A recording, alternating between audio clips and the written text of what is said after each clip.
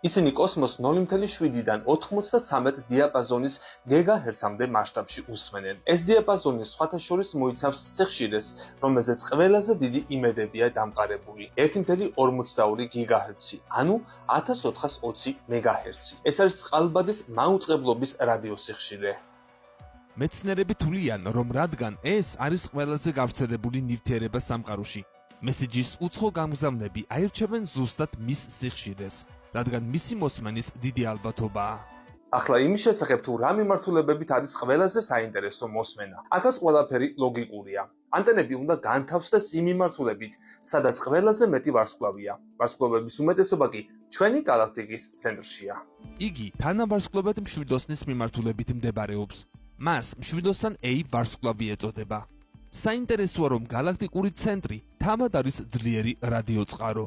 1930-იანი წლების დასაწყისში ამერიკელი ფიზიკოსი კარლ იანსკი უსმენდა ელვისებურ რადიოჩარებას და მოულოდნელად წააწყდა გარე სიგნალს წყაროდან, რომელიც გამუდმებით იცვლება და სრულ ბრუნს 24 საათში აკეთებს.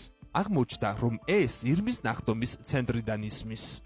თანამედროვე მეცნიერებამ დაადგინა, რომ galaktikis ცენტრში არის გიგანტური შავი ხვრელი 4 მილიონი მზის მასით. რა თქმა უნდა, ამ მონსტრის შემოგარენი ყველაზე მჭიდროდ დასახლებული ტერიტორიაა. მილიარდობით ვარსკვლავი დაფრინავს ერთმანეთთან ძალიან ახლოს. თუ ჩვენ 4 სინათლის წელი გვაშორებს უახლოეს მეზობელ ვარსკვლავებამდე, ეს მანძილი იქ გაცილებით ნაკლები უნდა იყოს. ცხადია, რომ ხმელეთის ტელესკოპებს აქვთ ვიწრო ხედვის კუთხე, ან რადიოტელესკოპის შემთხვევაში ვიწრო მოსმენის კუთხე. ამიტომ galaktikuri ცენტრის მოსმენის ბოლო კამპანიის დროს ხილვადობის ზონაში სულ 8 მილიონი ვარსკვლავი 26-27000 სინათლის წლის მანძილზე მოხვდა. ეს არის ზუსტი მანძილი მშვიდოსან A ვარსკვლავამდე.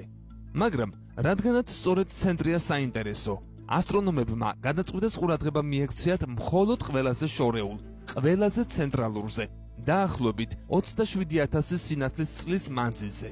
იქ დაახლოებით 600000 ვარსკვლავია. გამოიწერეთ ჩვენი YouTube არხი. ლინკი ჩაშენებულია მთავარ გვერდზე YouTube-ის სიმბოლო აიკონში.